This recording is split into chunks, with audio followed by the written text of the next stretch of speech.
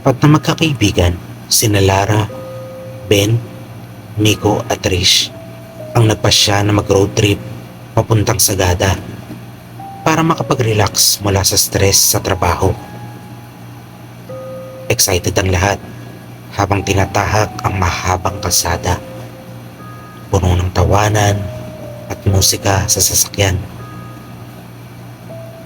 Madilim na nang makapasok sila sa isang makipot at madawag na kalsada dahil naligaw sila mula sa kanilang orihinal na ruta. Ang signal ng GPS ay nawala, kaya nagdesisyon silang magpatuloy at maghanap na lang ng lugar kung saan sila maaaring kumain at magtanong ng direksyon. Sa gitna ng walang kalsadang tanawin, bigla silang nakakita ng isang lumang restaurant na may malaking karatulong nagsasabing kainan sa gubat. Kakaibang itsura nito. May mga ilaw na parang lumang gasera at may usok na lumalabas mula sa chimney. Gutom na ang lahat, kaya nagpasya silang pumasok kahit pa kakaibang dating ng lugar. Pagpasok nila, sinalubong sila ng isang matandang babae na tila may kasamang tagong ngiti. "Pasok mga ihot iha. Tamang-tama. Handa na ang aming espesyal na putahe." Bati nito. Naupo ang magkakaibigan at agad silang binigyan ng mainit na sabaw. Amoy na amoy nila ang kakaibang halimuyak nito. Matapang at nakakaengganyo. Nang tikman nila ito, napansin nilang masarap ito, pero tila may kakaibang lasa na hindi nila maipaliwanag. Habang kumakain, napansin ni Lara ang kakaibang mga dekorasyon sa paligid. Mga lumang litrato na tila portrait ng mga tao, ngunit tila hindi totoong ngiti ang nasa mukha. Napansin din ni Ben na may parang dugo sa sahig na sinubukang takpan ng basahan. "Ang weird na lugar na to," bulong ni Trish kay Miko. "Parang may mali. Pero ang sarap ng pagkain." Makalipas ang ilang minuto, dumating ang kanilang main course. Isang malaking plato ng karne na napakalasa sa unang kagat.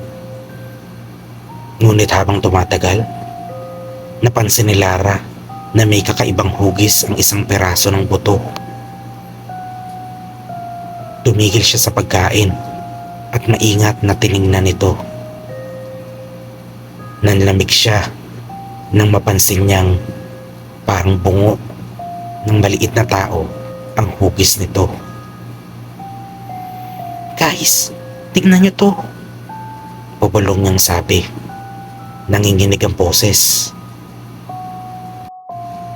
Agad na tumingin si Ben at Miko at napansin nila ang parehong kakaibang detalye sa ibang piraso ng karne.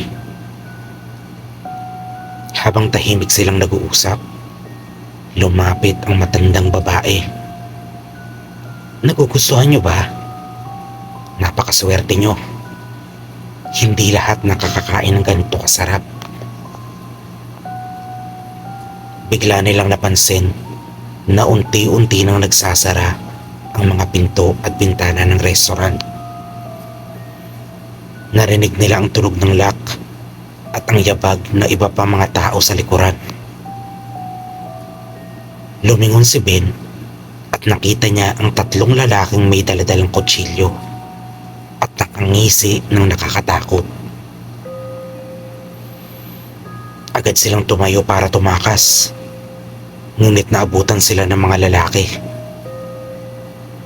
Sa gitna ng kaguluhan, natulak ni Lara ang isang estante at bumagsak ito, dahilan para lumabas ang mga basurahan sa likod. Dito nila nakita ang ang pinagmulan ng kanilang espesyal na putahe. Mga nakatiwangwang na bahagi ng katawan ng tao. Halos wala ng balat. Walang ibang paraan kundi ang magtulungan. Gumamit si Miko ng upuan para makatama sa isang lalaki. At si Ben ay nakahand ng bakal na pampalo. Sa kabutihang palad, nakahanap sila ng exit sa kusina at nagtatakbo pabalik sa kalsada. Habang nasa sasakyan, nangangatok pa rin sila sa takot. Habang nagmamaneho si Ben, napansin nila sa rear mirror ang restaurant na unti-unting nawawala. Parang hindi ito tunay. Sa wakas, nakalabas sila sa makipot na daan at nakarating sa isang bayan. Nang magtanong sila sa isang matandang residente tungkol sa restaurant, nagulat sila sa sagot. "Walang restaurant na ganyan dito," sabi ng matanda. "Pero may alamat tungkol sa kainan sa gubat. Ang sabi, bawat ilang taon may mga nawawalang tao na natatagpuan sa lugar na yan. Pero puro buto na lang ang natitira." Nagkatinginan ang magkakaibigan, nanginginig sa takot. Ang pagkain sa lugar na yun ay hindi nila kailanman makakalimutan.